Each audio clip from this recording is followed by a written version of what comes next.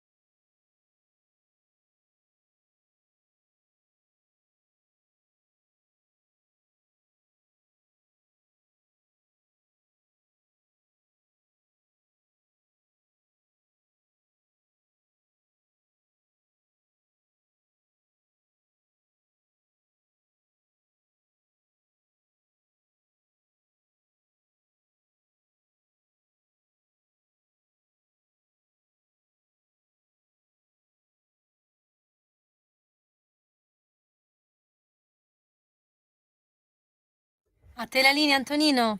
Grazie Sveva, quest'altra puntata dell'Alta Domenica. Adesso chiamiamo anche Salvatore, un servizio con Andy Luotto, e poi dopo ci colleghiamo direttamente con Mister Ramengo, che è in piazza Città del Vaticano. Alo. In questa giornata l'onorevole Fanfani, quest'uomo non molto alto, ha deciso di comportarsi in una maniera che definiremmo, scusate, sono stato posseduto dallo spirito di Renzo Arbore dell'altra domenica, perché avete sentito la sigla Ruben and the Jets All Night Long del 1973, che era la sigla dell'altra domenica. Sveva, stai tranquilla, ho preso le medicine per stare calmo anche stasera, non ti preoccupare. Ecco, amici e amici miei, ma non quella sta ridendo dietro le quinte, va bene? Amici e amici miei, ma non dell'avventura, siete sulle magiche onde di Radio Libertà. Questo è Zoom, non è l'altra domenica. Io sono Antonino Danna e questa è la puntata numero 988 del 30 aprile 2025. Gorgogliano le panze, la gente si stende. Carmine! Scusa. Di nuovo che mi ritorna Mario Marenco, scusa. Mario Marenco era un genio, signori. Ma quanto era genio Mario Marenco? Veramente. Insomma, cominciamo questa nostra trasmissione. Vi ricordo, date il sangue, in ospedale serve sempre. Salverete vite umane, chi salva una vita umana salva il mondo intero. Secondo appello, radiolibertà.net. Fesso chi non lo legge, perché vi perdete un bellissimo giornale online dove ci sono ovviamente i liberamente del direttore responsabile Giovanni Sallusti, dove c'è l'auto da fè di Giulio Cainarca, la rassegna stampa con me che in questo momento sto facendo da supplente al titolare Sammy Varin, e molte altre belle videopillole e spunti di riflessione. Ecco, allora, prima di collegarci con Michel Pergolani da Londra per avere le ultime notizie sul mondo del punk, no, niente. Dicevamo, adesso 340-670-9659, se avete voglia di dire la vostra attraverso la zappa o WhatsApp, oppure se volete 0292947222 quando lo dirò io per il telefono. E a questo punto ascoltiamo implacabile come sempre il nostro direttore Pierluigi Magnaschi, direttore di Italia Oggi ovviamente, con l'implacabile diritto e rovescio. Vai pure Sveva.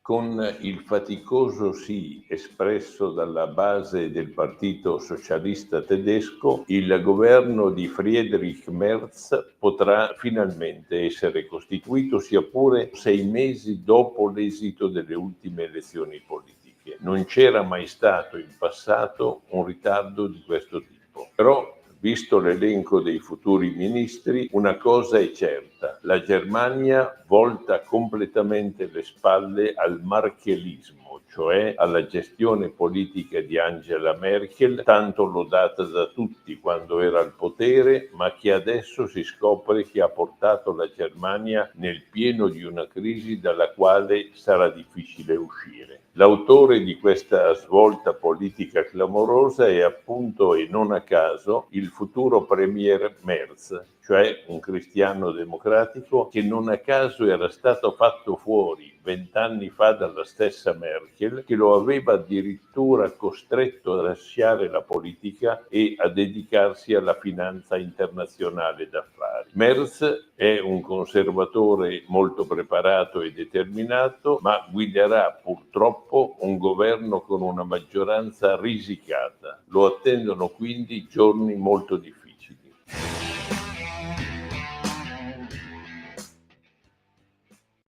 Ecco fatto, come non essere d'accordo con Pierluigi Magnaschi. Adesso però è giunto il momento del Qui Parlamento, abbiamo la seconda parte dell'intervento dell'onorevole Ottaviani che abbiamo già dato stamattina in rassegna stampa. Sveva, vai pure. Qui Parlamento. In modo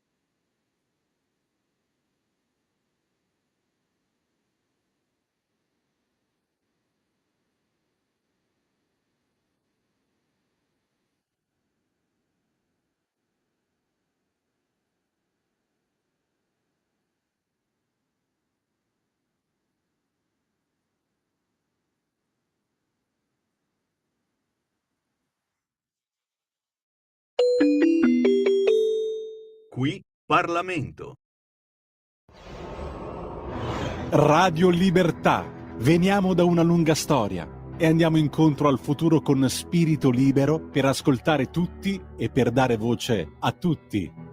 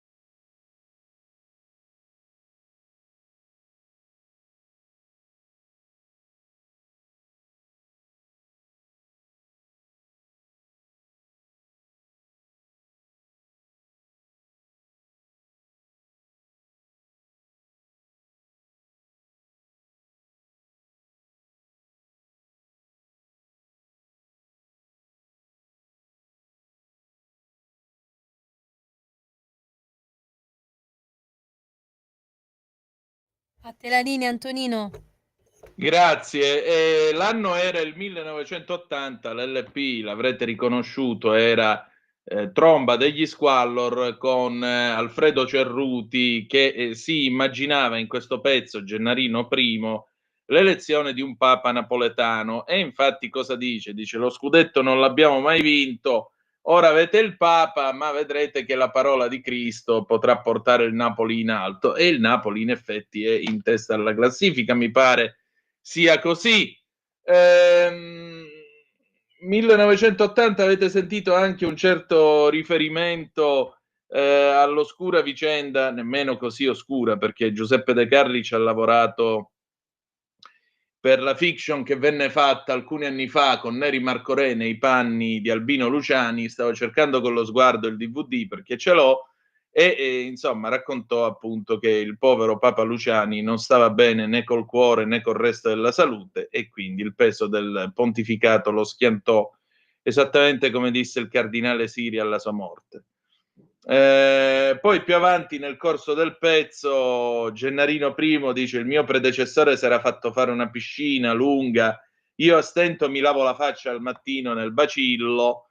E ovviamente il riferimento alla famosa piscina che Papa Wojtyła aveva fatto costruire a Castel Gandolfo, e che fu oggetto di fotografie paparazzate che uscirono su alcuni rotocalchi, e quello fu un grande scandalo per la fine degli anni 70, inizio dei primi 80, perché un papa che nuotava addirittura con i boxer scuri era qualcosa che non si era mai visto né sognato prima.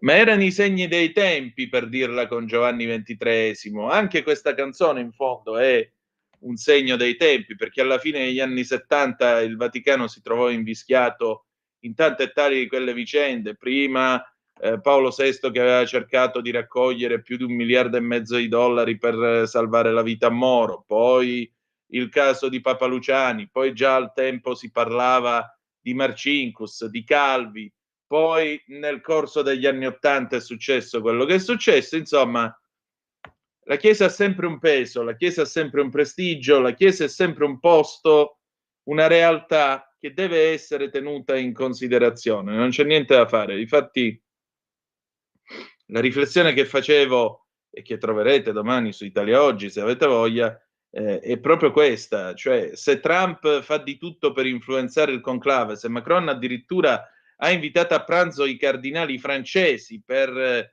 esporre i suoi desiderata perché vorrebbe l'arcivescovo di Marsiglia, Velen, Papa, e questo vi dimostra che nel grande gioco geopolitico mondiale avere un Papa per amico, permettetemi l'espressione un po' infelice, avere un Papa per amico significa avere la possibilità di puntellarsi e di poter fare tutta una serie di cose. Perché? Perché la Chiesa ha la sua libertà, che è garantita da quei 44 ettari che sono lo Stato città del Vaticano. Gli ortodossi non lo possono fare, gli ortodossi da sempre sono legati a filo doppio con il potere politico, vedasi Kirill con Putin, e chiaramente non hanno nessuna libertà di azione rispetto a quella che può avere la Chiesa Cattolica. Non lo possono fare i protestanti, perché anche loro sono legati ai finanziamenti che arrivano dallo Stato, sono chiese cosiddette nazionali. Non lo possono fare men che meno gli anglicani, che peraltro stanno anche abbastanza alla canna del gas dopo aver aperto alle donne prete tutte queste robe qua e là. In Inghilterra meno di un inglese su 10 va a messa, tanto per dire. E allora, mentre vi raccontiamo il conclave, abbiamo cercato di fare un po' il punto della situazione, e io l'ho fatto con Angela Ambrogetti, che è la direttrice di AC Stampa, che avete ascoltato in diretta qui in trasmissione in questi giorni. Io ieri l'ho sentita anche per Affari Italiani, ringrazio il direttore di Affari Italiani Marco Scotti che mi permette di mandare in onda la registrazione integrale, e allora state un po' a sentire che cosa mi ha raccontato su questo conclave e di che cosa c'è bisogno. Sveva, quando vuoi. Interessante, cioè sinodo e sinodalità. È un argomento che è interessante per i cardinali elettori oppure no? Oggi ho provato a fare una domanda al portavoce della sala stampa, ma è stato abbastanza evasivo. Sono stati oggi 20 interventi nella congregazione generale e come al solito i poveri, i problemi del mondo, la pace, benissimo. Però sul sinodo ha un po' così scantonato, perché ha detto se vogliamo, hanno parlato della nuova evangelizzazione, quindi in fondo anche della sinodalità. Però secondo me quello è uno dei temi principali, insieme alla riforma. La riforma che ha fatto Papa Francesco non è una riforma ancora del tutto compiuta, perché si è innestata su delle cose che devono essere ancora un po' messe a punto, quindi dopo tanti anni di Pastor Bonus, un'altra Costituzione che rifà la Curia deve anche fare i conti con una serie di altre leggi, piccole o grandi leggi e norme che si rifacevano alla Pastor Bonus. Faccio un esempio. L'Universi Dominici Gregis, che è stata leggermente ritoccata da Benedetto XVI a proposito del numero dei tempi per l'elezione, eccetera, è stata adesso ripubblicata con queste piccole aggiunte normative, ma nel testo si fa ancora riferimento alla Pastor Bonus. Certo. Ora la Pastor Bonus non esiste più, è stata abolita, e quindi quando si tratterà di risolvere le questioni che fanno riferimento alla Pastor Bonus, come si farà? Perché appunto. si fa riferimento a un certo canone, a un certo paragrafo della Pastor Bonus che non esiste più, e non esiste un paragrafo equipollente, bisogna andarlo a cercare. Insomma, sembra una banalità, ma non lo è. Pensiamolo per tutti i documenti della Curia. Per esempio, nell'Universi Dominici Gregis ancora si parla di Camera Apostolica e dei suoi compiti, non c'è più la Camera Apostolica. Ecco.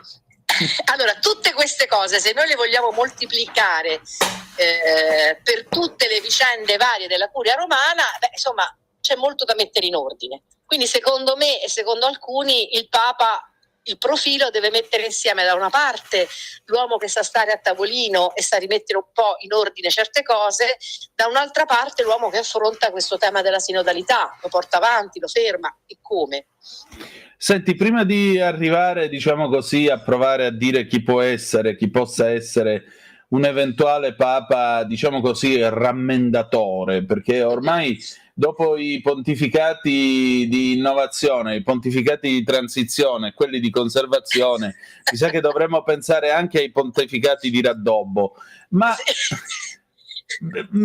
gli strappi sono stati tanti, io capisco che tu ridi, però il discorso però qui dovremmo anche, secondo me, parlare di un'altra cosa. Io non ho mai visto, e voglio dire, sono 3 conclavi che facciamo assieme, io non ho mai visto un conclave preparato peggio di questo qui. Cioè mi sembra un conclave preparato alla Carlona, in cui intanto non si sa dove alloggiare i cardinali, poi ora metteranno, perché dovevano essere massimo 120, poi giustamente i papi possono sfondare questo limite, nessuno glielo può vietare. Al momento dovrebbero essere 133 sì. A oggi. Ecco, quindi già sono 133, non sanno dove metterli, useranno Santa Marta Vecchia. No. E hanno usato, non solo, ma hanno cacciato via, tra virgolette, un po' di persone che ci abitano in maniera residenziale e sono state, questo lo so personalmente da una persona che conosco, sono stati trasferiti momentaneamente. Oddio.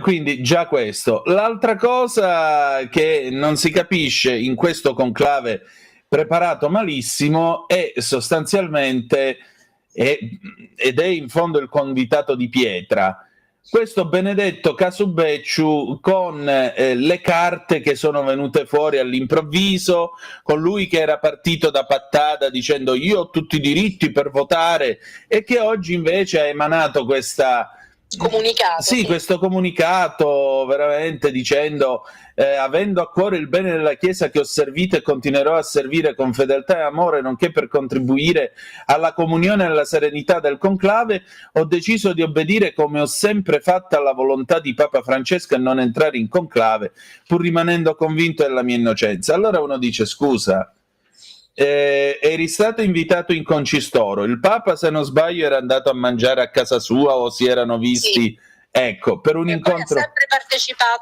Lui ha sempre partecipato come cardinale a tutti gli eventi pubblici. Allora, lì e poi che è successo? Secondo me ci sono 2 ordini di questioni. Da una parte il problema di puro diritto canonico. Allora, l'unica cosa ufficiale che si sa sul cardinalato di Becciu è che il 23 settembre, mi sembra, del 2020 sono uscite 2 righe come comunicato della sala stampa della Santa Sede nelle quali si diceva che il cardinale aveva rinunciato ai privilegi e diritti del cardinalato. Attenzione, privilegi e diritti, non dignità. Sì. E qui ci vorrebbe appunto, mi appello ai canonisti, la dignità cardinalizia è una cosa, i privilegi e diritti un'altra, oppure no, e in che modo? E questo già è una cosa complicata. Dopodiché non c'era stato nessun altro atto pubblico in cui si diceva che lui avesse o meno tutti i diritti, per esempio della votazione. Nell'universo Dominici Gregis c'è scritto proprio questo, che tutti possono votare a patto che abbiano la dignità cardinalizia. E cos'altro è successo? Che intanto in questi 2 giorni sono uscite queste carte. Oggi io ho provato a fare una domanda al direttore della sala stampa, ma anche lui anche in questo caso è stato evasivo. Queste carte che Parolin avrebbe tirato fuori sono note scritte, lasciate a Parolin, lasciate all'esecutore testamentario, aperte dopo, aperte prima. Perché sono venute fuori adesso? Perché sono note che escono dopo la morte del Papa e non prima? E perché escono fuori dalle mani di chi? Della segreteria di Stato in quanto esecutore testamentario? Cioè, c'è molta confusione, io direi, dal punto di vista proprio del diritto canonico. Certo. D'altra parte, probabilmente il cardinale Becciu voleva, sarebbe stato un invitato antipatico in conclave, perché probabilmente poteva diventare un capocordata e probabilmente non dei sostenitori di Francesco. Certo. Quindi in questo modo alla fine lui ha preferito probabilmente tirarsene fuori perché forse ha visto che non poteva fare granché e sarebbe stato comunque estremamente divisivo e quindi non utile, perché si è discusso, credo che se ne sia discusso ieri essenzialmente del caso Beccio in congregazione generale, e probabilmente era eccessivamente divisivo. E questo perché? Perché a guidare comunque, come dicevi tu, la preparazione al conclave c'è le congregazioni generali guidate da una persona anziana, rispettabilissima, il cardinale Re, eccezionale, ma sicuramente comunque una persona di 91 anni. E poi ci sono molti cardinali, di quelli che arrivano, dei nuovi cardinali, che sono persone piuttosto digiune di molte delle faccende romane e curiali. E quindi anche questo è un grosso problema, perché molti di questi nuovi cardinali vengono da paesi sperduti e non so quanto si intendano di questo tipo di cose. Quindi probabilmente hanno semplicemente pensato, se questo cardinale è stato accusato dal punto di vista civile, nel senso di un reato civile, e poi c'è l'appello, quindi tutto da discutere, allora deve essere fuori. Però non è esattamente così, perché l'elezione del Papa non è un fatto civile, qui non siamo al Parlamento italiano per cui c'è l'immunità o non l'immunità o la legge Severino. Esatto, sono leggi esattamente, sono regole e idee molto diverse. D'altra parte però queste carte che direbbero, che nessuno ha visto d'altra parte e che non sono state rese pubbliche, note del Papa che diceva che non doveva entrare in conclave. La domanda è: che il Papa non gliel'ha detto direttamente prima? Appunto. Poteva anche farlo, cioè era nella sua legittima, nei suoi legittimi doveri, forse perché voleva aspettare il processo d'appello? Però rimaniamo nel dubbio, e questo direi che nella preparazione del conclave, questo è il conclave dei dubbi, perché molte cose non vengono chiarite. Sì. Appunto. Senti, stamattina un amico parlando mi ha detto: Parolin si è giocato l'elezione perché ha fatto un gesto sporco. No, questo non credo, cioè le elezioni di Parolin, se è attiva o non attiva, non è certo per questo fatto. Secondo me, se Beccio ha deciso a questo punto di rinunciare, di fare un passo indietro lui, è perché sapeva che all'interno non aveva tanti sostenitori, e quindi in questo senso probabilmente, anzi, tutti i non sostenitori di Beccio sono diventati sostenitori di Parolin. Può anche darsi. Senti, forse. Senti, stamattina il cardinale Ruini mena fendenti a destra e a manca sul Corriere della Sera. Dice che ci vuole un Papa buono, che ci vuole un Papa appunto che sappia contemperare la voglia di fuga in avanti di una parte della Chiesa con la voglia di conservazione. Dice chiaramente che Bergoglio è stato percepito come un Papa più vicino agli ultimi, anzi ai lontani, che non ai vicini. Del resto io sono uno di quelli che lui ha definito cristiano di pasticceria, visto che io continuo a essere uno dei fessi che cerca di andare ancora in chiesa, ed essendo mediamente peccatore sbagliato, però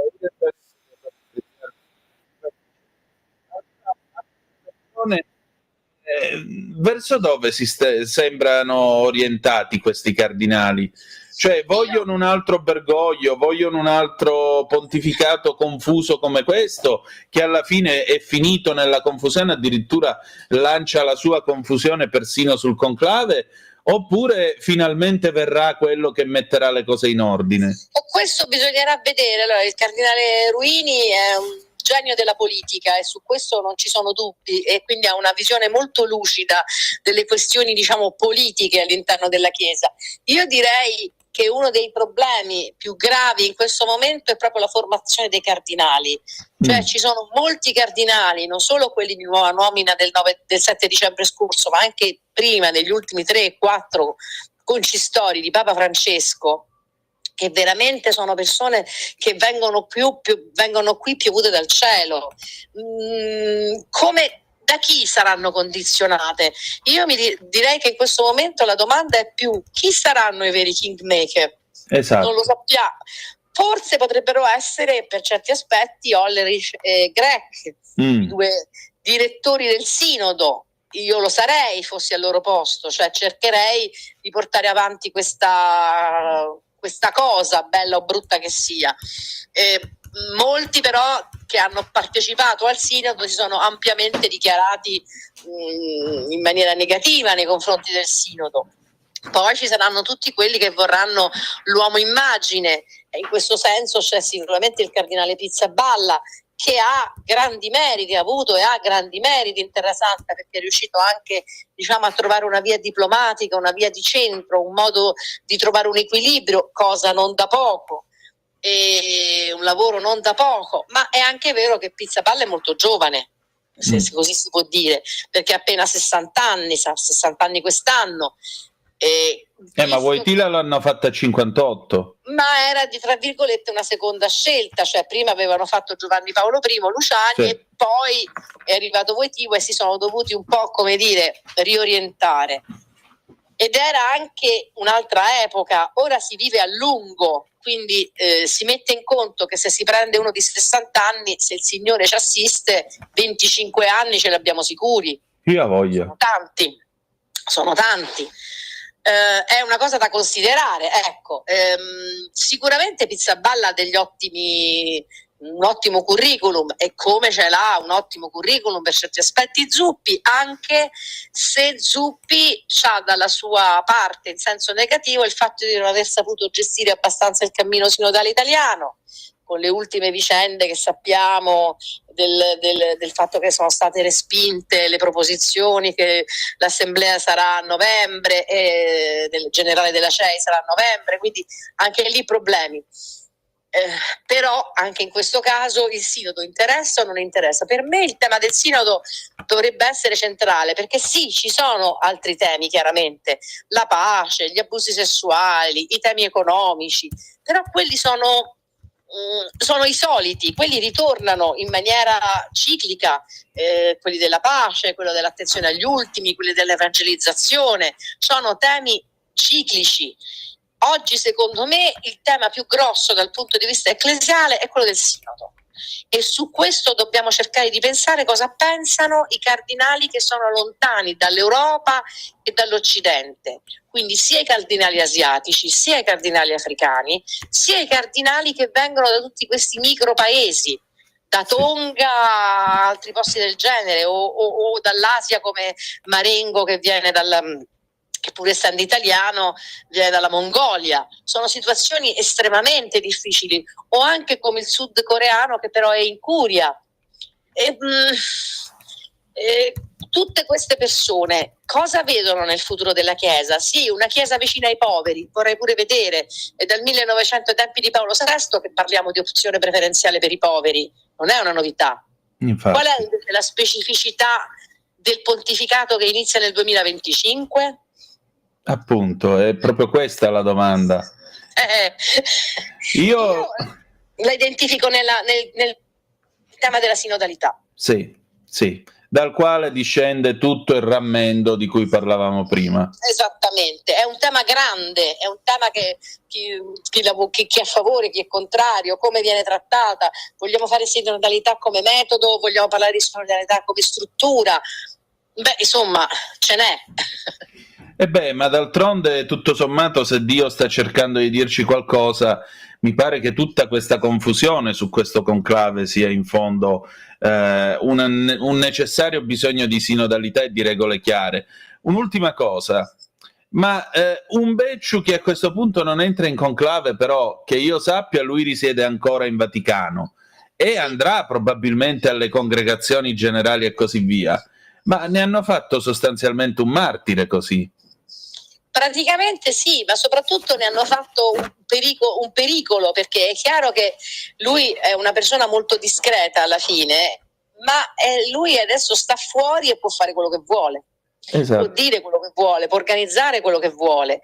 Io non credo che lui farà mai niente contro la Chiesa, perché io penso che lui sia una persona, può aver fatto degli errori amministrativi, sì, ma non lo so, vedremo, questo voglio dire, non lo giudichiamo noi, però è una persona che sicuramente è fedele alla Chiesa, e quindi non credo che farà niente di contrario, però sicuramente può parlare con molte persone, può incontrare delle persone, può in qualche modo influire, secondo me, più da fuori che da dentro a questo punto. E allora staremo a vedere. Grazie. Grazie a te.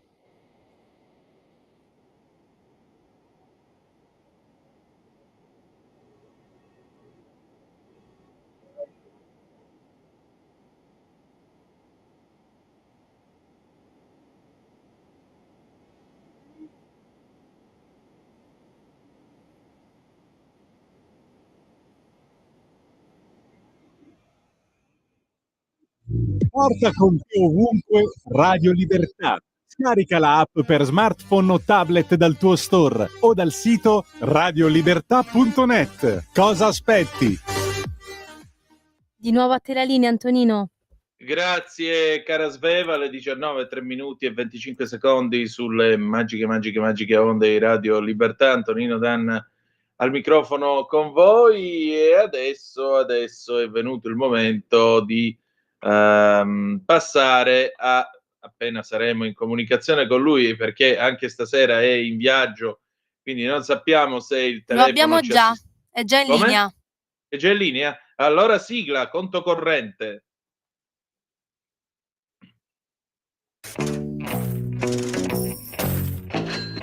Va ora in onda Conto Corrente, economia e finanza per tutti. Conduce Antonio Zennaro.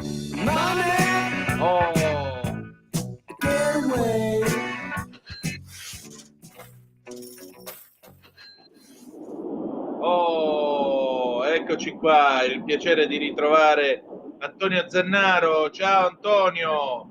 Antonino, buonasera a tutti i nostri super amici di Radio Libertà. Amici e amiche, Certo. siamo hai passato una buona Pasqua, tanti auguri di Pasqua fatta. Tantissime amiche che ci seguono, quindi Pasqua, abbiamo fatto la Pasqua, abbiamo fatto la Pasquetta, abbiamo seguito l'evento mediatico del funerale del Papa, che è un evento, Antonino, che ha riportato al centro del mondo Roma e l'Italia. Sì. Adesso il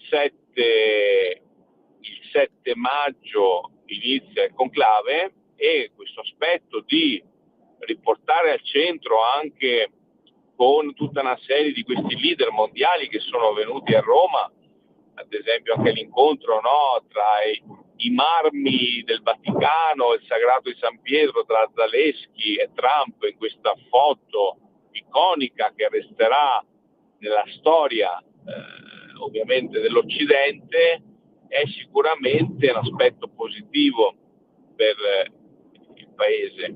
Perché? Perché questo è il primo conclave, se vogliamo, anche social, cioè l'abbiamo visto anche con questo funerale del Papa, tutto il mondo ha guardato a San Pietro, tutto il mondo, l'estetica, la ritualità, tutto il mondo sta guardando comunque a Roma.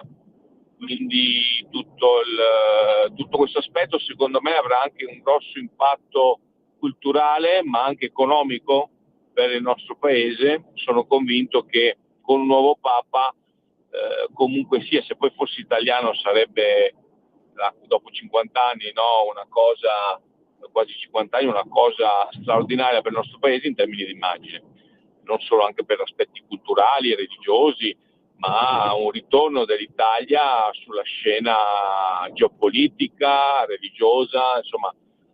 Penso che l'Italia abbia oggi ancora un grosso potenziale Antonino, da dare, perché tantissimi paesi ormai hanno rinunciato alla loro identità, alla loro anche brand.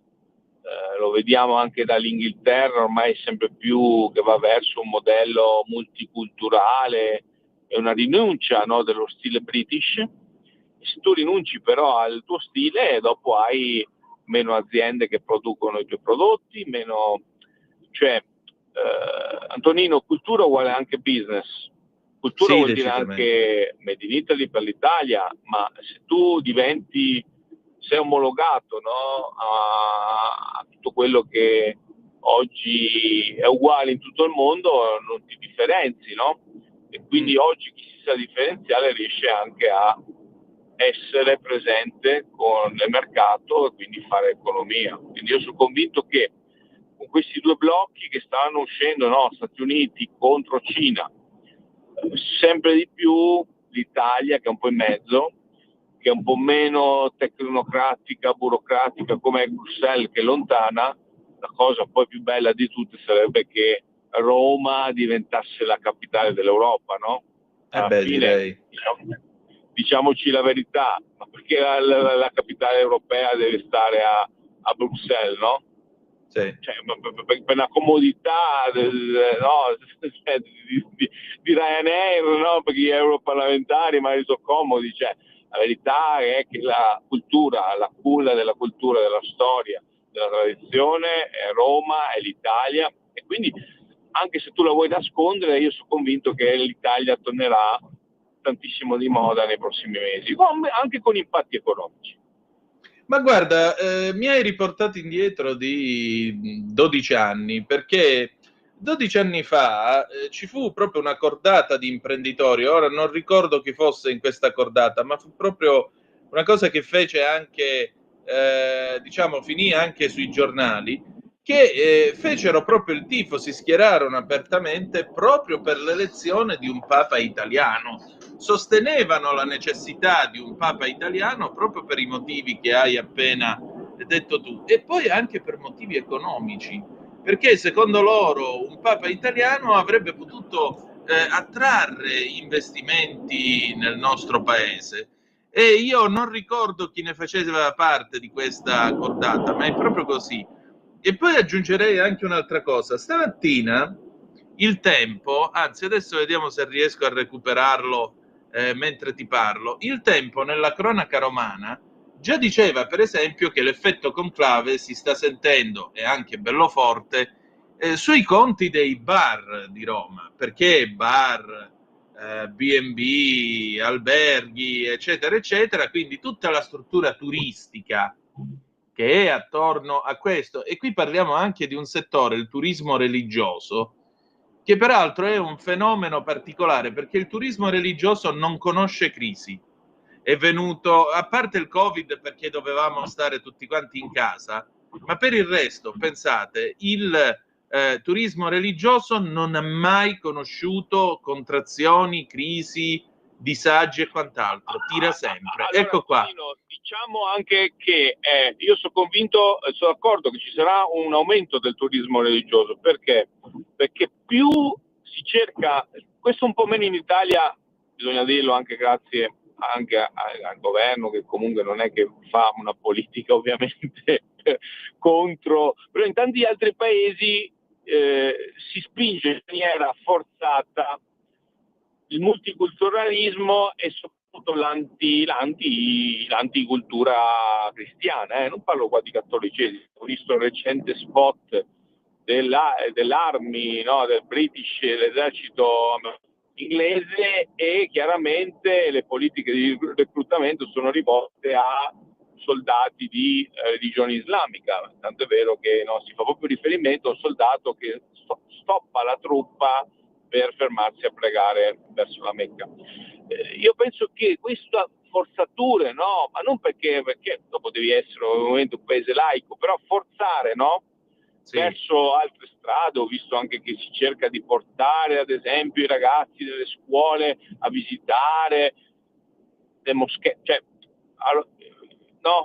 si cerca di forzare un po', non è che abbiamo una tradizione noi di moschee storico-culturali per cui uno le debba visitare, ecco, si vuole forzare il problema, più tu calchi la mano in maniera, se vogliamo, innaturale, più la gente invece andrà, e già questo avverrà negli Stati Uniti, i cosiddetti cristiani rinati, c'è un forte movimento di anche conversioni, di persone, Sì, anche esponenti del mondo culturale.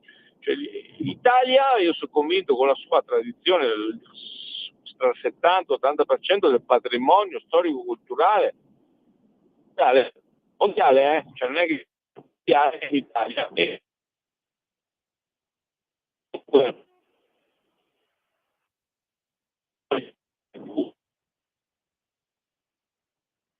abbiamo perso Antonio. Mentre Sveva lo richiama, allora vi leggo questa cosa dal Tempo di stamattina. L'altra faccia dell'anno santo. Pensate, il quotidiano con la notizia della morte del Papa in vendita online 350 euro. Il business dei souvenir, ceri a 6 euro, 16 rosari, sul web vale tutto. Nelle basiliche prezzi alle stelle per l'oggettistica religiosa. 50 euro la spesa media per acquistare 4-5 souvenir base nei corner allestiti nelle principali basiliche. 100% l'incremento dei ricavi registrato da alcuni negozianti di Borgo Pio dopo la morte di Papa Francesco.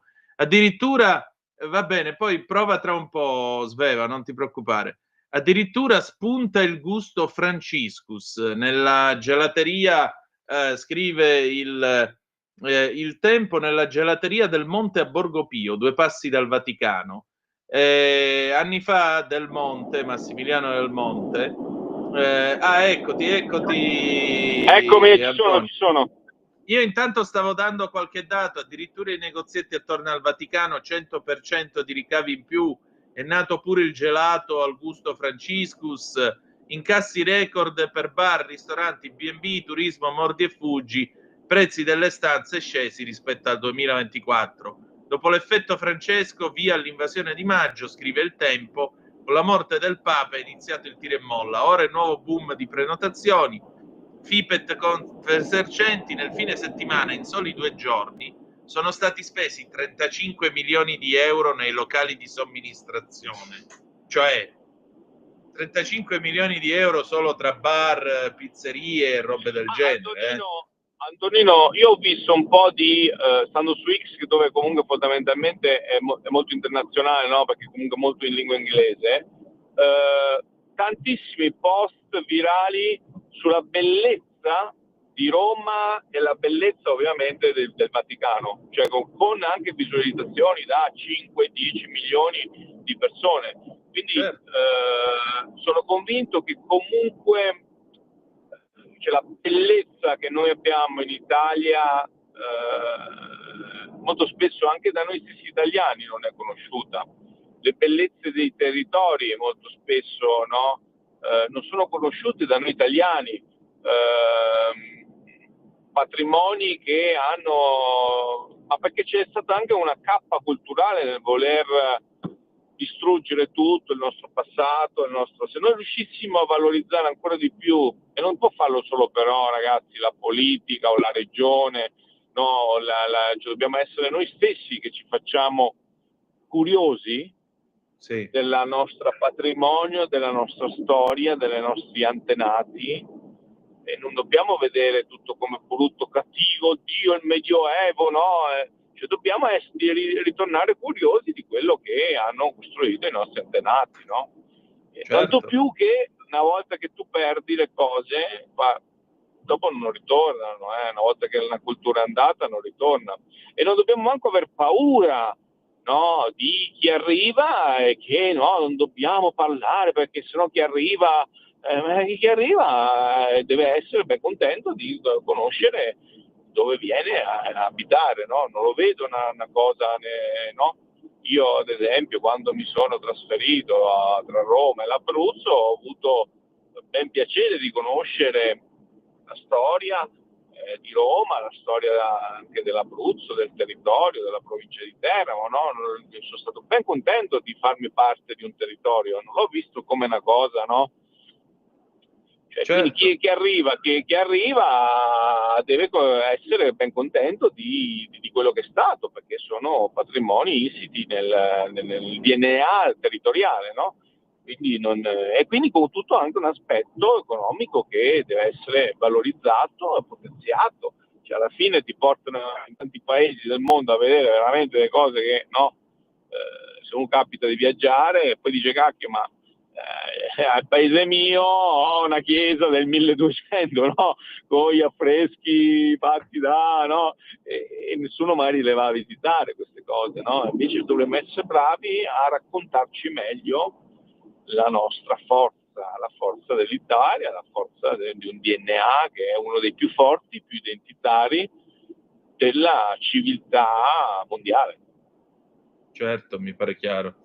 Senti, oltre a questo, diciamo così, io oggi pomeriggio ho scritto un pezzo dove parlavo della DLV, che è il sindacato del Vaticano, e il sindacato del Vaticano chiede al nuovo Papa l'adeguamento degli stipendi, che addirittura sono fermi al 2008, chiede un potenziamento del welfare, perché anche i dipendenti vaticani si devono pagare la sanità privata, chiede un nuovo, diciamo così, chiede anche l'apertura delle assunzioni ai disabili che a oggi non sono assunti dall'amministrazione del Vaticano. Secondo te quanto cambieranno le finanze del Papa? Quanto cambieranno le spese vaticane?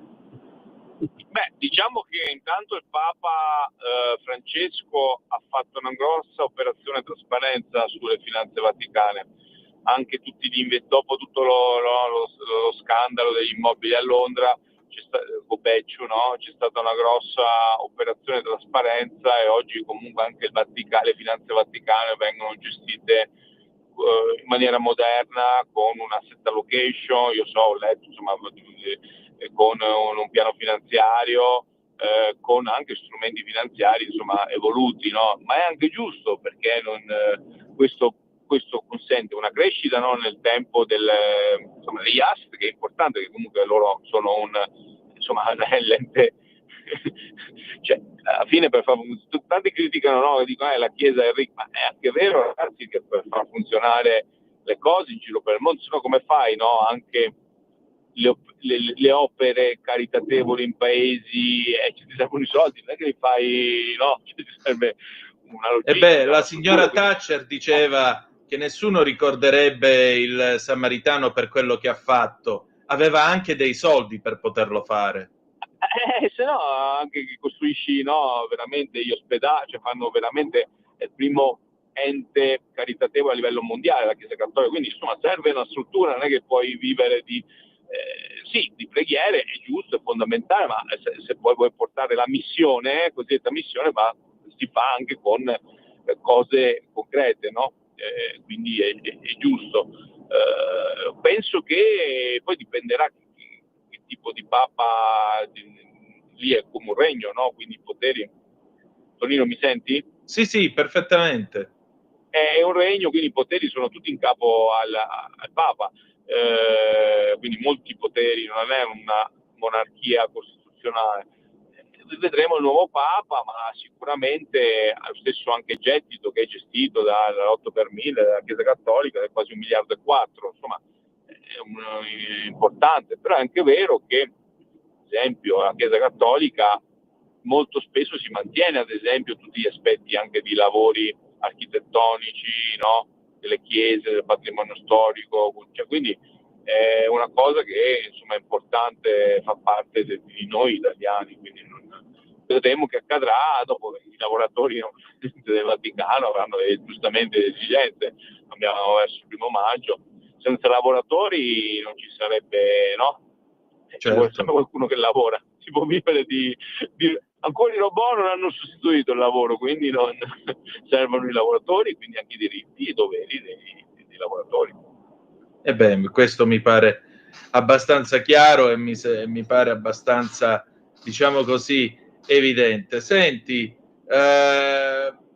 i tuoi prossimi impegni ora, dopo la pausa del 1° maggio, soprattutto questo 1° maggio, noi siamo qua, ovviamente ascolteremo la solita retorica, ascolteremo i soliti discorsi, però stamattina Pietro Ichino su Italia Oggi diceva la verità è che anziché stracciarsi le vesti tutti i giorni, forse bisognerebbe potenziare l'ispettorato del lavoro, che è una cosa che i sindacati di categoria non hanno voluto, perché l'ispettorato del lavoro è diviso in realtà tra 4, come si dice, tra 4 ministeri. Ecco, allora a maggior ragione, voglio dire, quando è che le cose cambieranno in questo paese? Ma allora, partiamo dal presupposto, io ad esempio questo approccio ossessivo dei controlli non lo vedo, è un approccio mio personale. Io penso che se magari noi togliessimo le tasse alle aziende e magari tutta una serie di investimenti che fanno in sicurezza e magari no, cioè lì il tema del livellamento anche è soprattutto deriva dal fatto che tu le aziende pagano un sacco di tasse, quindi tagliano su un costo variabile che è quello del lavoro, e quindi questo provoca tutto questo, no? Cioè non è che tu mandi più controlli e se l'azienda non ce la fa in maniera poi penale, è giusto che venga. La verità è che i controlli vanno fatti, però non è che vanno fatti sempre gli stessi, no? Cioè, e poi io penso che il tema sia di dare gli incentivi su investimenti, sicurezza e anche comunque innovazione, no? Materiali, nuove, quello ti permette poi di crescere.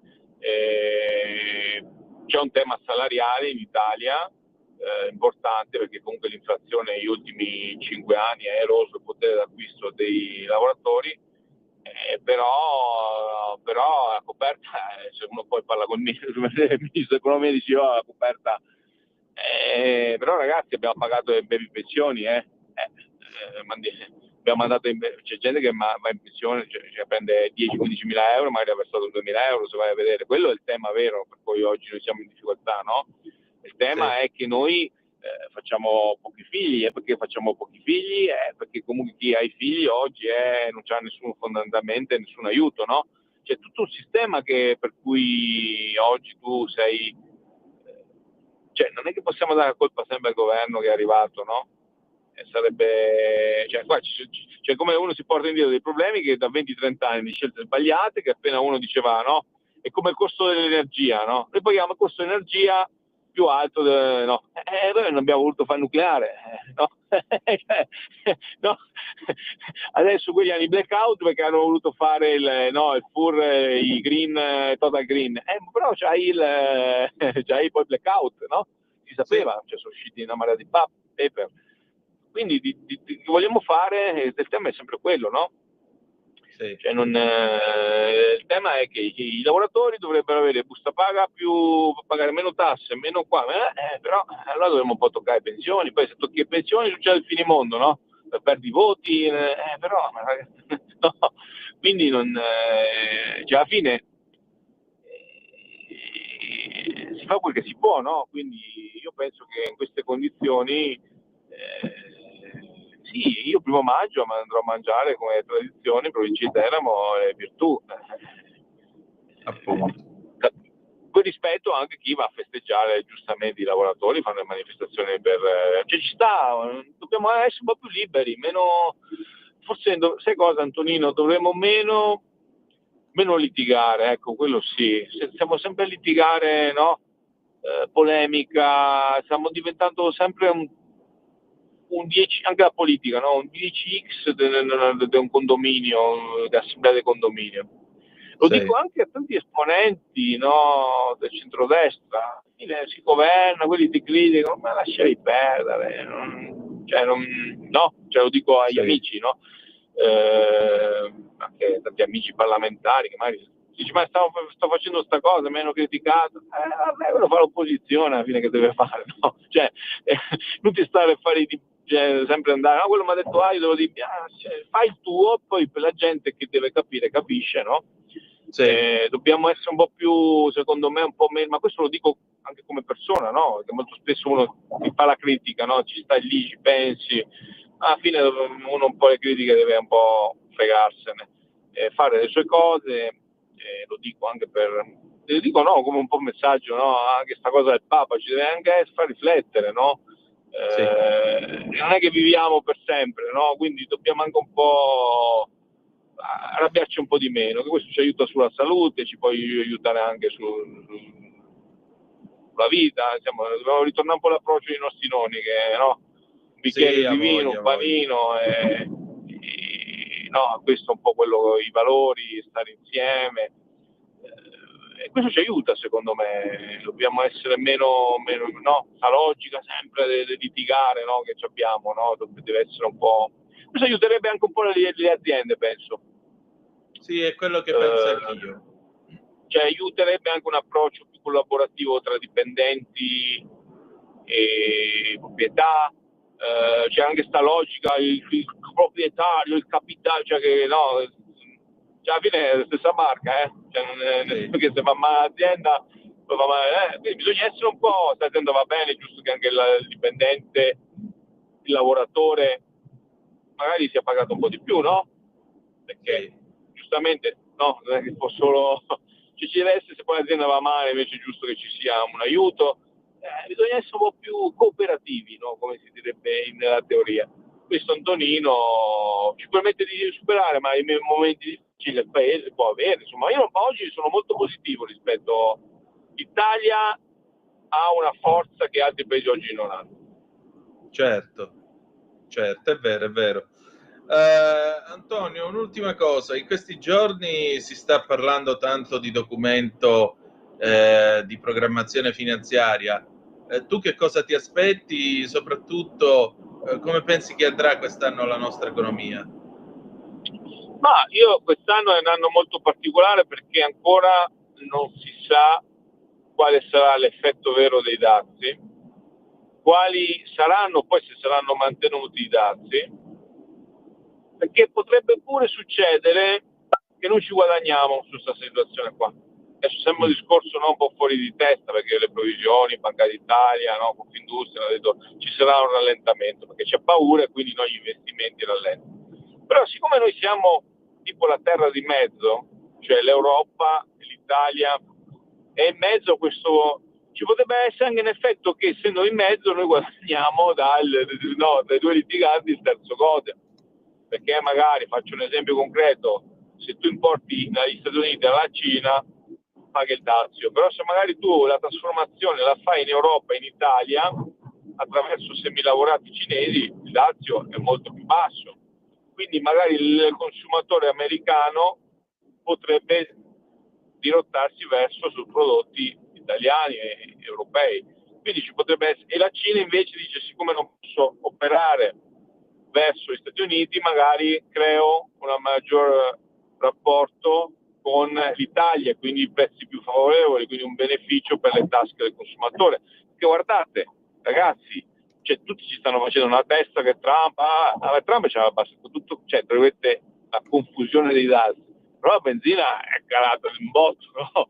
Questo per un paese che importa completamente i carburanti, dove va il 70% dei mezzi vanno su ruota, per noi è una manna, io che sono un pendolare, per me è una manna sta roba che è calato il prezzo, cioè una manna, nel senso che c'è un risparmio. Quindi sì, Trump critichiamolo, però non tanto, il petrolio è 58-59 dollari, no, rispetto agli 80. Cioè, non è tutto negativo, no? Alla fine se vediamo. Quindi potrebbe anche succedere qualcosa di inaspettato per l'Europa. Quindi non siamo negativi sul futuro. Va bene, allora io ti ringrazio come sempre, Grazie a voi, Antonio, e ci Antonino, ritroviamo e mercoledì buon prossimo. primo maggio a tutti i lavoratori, a chi lo festeggia, e invece chi non lo festeggia, buona gita, e chi lavora sempre ascoltate Radio Libertà. Yes, grazie. Sigla, jingle. Grazie. E poi il Banco del Mutuo Soccorso, Grande Joe del 1985, tra poco. Avete ascoltato Conto Corrente.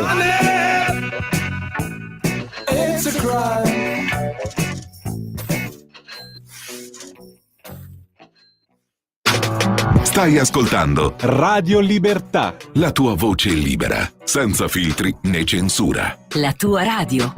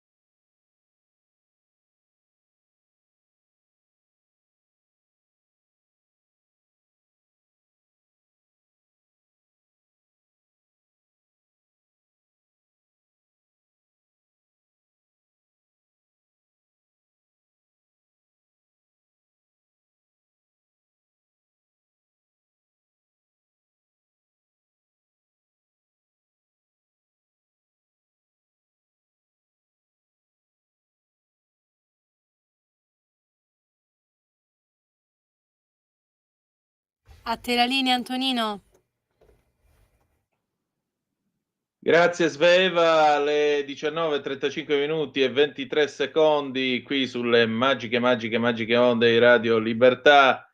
Antonino Danna al microfono con voi per questa puntata numero 988 di Zoom e noi ci avviamo quindi alla parte finale di questa trasmissione. A questo momento il telefono è aperto 0292947222 se volete dire la vostra, se volete intervenire, insomma, come sempre il nostro Antonio Zennaro è più che all'altezza della situazione, soprattutto mi piace molto la passione con cui lui vuole spiegare, con cui lui ci porta nei meandri dell'economia, che è una cosa molto importante. Allora, adesso noi facciamo una bella cosuzza, nel mentre che se avete voglia, insomma, lo 0292947222 vi aspetta. Diamo un'occhiatina alle agenzie di questo nostro vasto mondo. Domani non saremo in onda, ci ritroveremo venerdì mattina alle 7:30 con la rassegna stampa. Passatevi un bel primo maggio, ve lo auguro, anche perché, come diceva San Paolo, chi non lavora non mangi, ma siccome lavoriamo di brutto tutti quanti, direi che ce lo meritiamo ampiamente di mangiare. Io un po' meno, perché sennò mi si ingrossa la panza. Va bene, ANSA, Medio Oriente, maxi incendio sui monti di Gerusalemme, Hamas, palestinesi, bruciate tutto. Forti raffiche di vento e un improvviso rialzo delle temperature hanno contribuito alla rapida propagazione del rogo. Dichiarata l'emergenza nazionale, la polizia arresta un sospetto piromane, italiani a Israele, due Canadair pronti a partire. Sicurezza sul lavoro, Meloni annuncia 650 milioni, i salari crescono. Il ministro dell'istruzione, Valditara, ecco, questa è una buona notizia, arresto in flagranza per chi picchia docenti e presidi. Ma vi rendete conto che siamo stati costretti a dover... Cioè, ma vi rendete conto che è stato necessario... Veramente, io non ce la faccio ad accettare la realtà. È stato necessario emanare delle norme per l'arresto in flagranza di reato di chi pesta i professori e i presidi. Ma che paese è un paese che pesta i professori e i presidi? Che paese è veramente? Che schifo, posso dirlo? Accelera la crescita economica, l'Istat, l'economia in ripresa, Giorgetti, il PIL meglio degli altri, le nostre politiche sono efficaci. Ancora l'Agenzia delle Entrate, dichiarazione dei redditi disponibile precompilata. E poi giornalista di fanpage Ciro Pellegrino, sono il secondo reporter spiato, prima di lui il direttore della testata Francesco Cancellato. A Roma poi gli studenti hanno cambiato i nomi delle vie, le hanno dedicate ai morti sul lavoro, che mi sembra una bella iniziativa. Diamo un'occhiata, vediamo se riusciamo a caricare anche l'ADN Kronos. Intanto la BBC è in diretta, Trump loda i dazi nella riunione di gabinetto, appunto la riunione dell'amministrazione, ma questo nel momento in cui l'economia americana si contrae per la prima volta dal 2022.